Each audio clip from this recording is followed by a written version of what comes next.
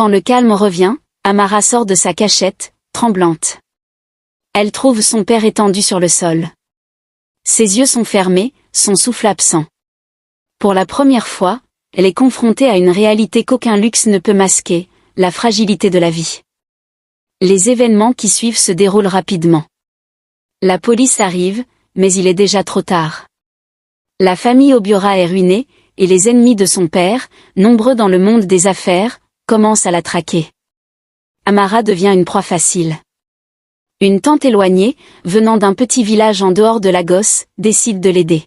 « Ma fille, tu dois disparaître un moment. Ta vie ici est en danger. Viens avec moi, murmure-t-elle, la voix remplie de compassion. Et ainsi, Amara quitte tout ce qu'elle a connu, le manoir, les jardins luxuriants, et même son rêve de devenir créatrice de mode. Dans une voiture poussiéreuse, elle entame un voyage vers l'inconnu. Alors qu'elle s'éloigne, elle regarde une dernière fois le manoir à travers la vitre arrière. Un sentiment étrange la traverse. Elle se dit, avec un soupçon d'ironie, « Moi, Amara Obiora, la princesse des Obiora, je suis maintenant une fugitive. » Qui aurait cru que ma vie ressemblerait à un film Nollywood? Si vous êtes nouveau sur cette chaîne, nous vous souhaitons la bienvenue. N'oubliez pas d'activer la cloche de notification et de vous abonner à la chaîne pour ne rien rater de nos prochaines. Dans un coin prospère d'Abuja, la capitale grouillante du Nigeria, se dresse un manoir qui ferait pâlir d'envie un roi.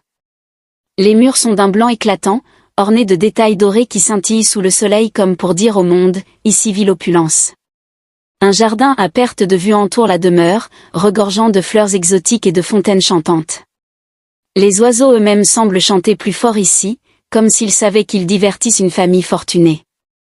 Dans ce décor digne d'un conte de fées vit Amara, la fille unique du milliardaire Chief Ezekiel Obiora. Amara est tout simplement la perle de son père.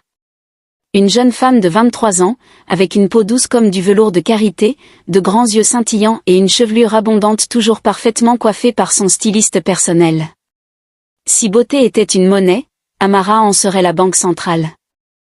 Elle a grandi entourée de luxe et de privilèges, ignorant tout des réalités du monde extérieur. Chaque matin, elle est réveillée par une servante portant un plateau d'argent sur lequel trône son petit déjeuner, une délicate composition de croissants frais, jus d'ananas pressé, et un café qu'un chef venu directement de Paris lui prépare. Amara a tout pour être heureuse, ou presque. En réalité, son cœur porte une ombre. Son père, Chief Ezekiel, bien que riche et influent, est un homme dur, calculateur, et obsédé par la réussite. Il n'a jamais vu sa fille comme une enfant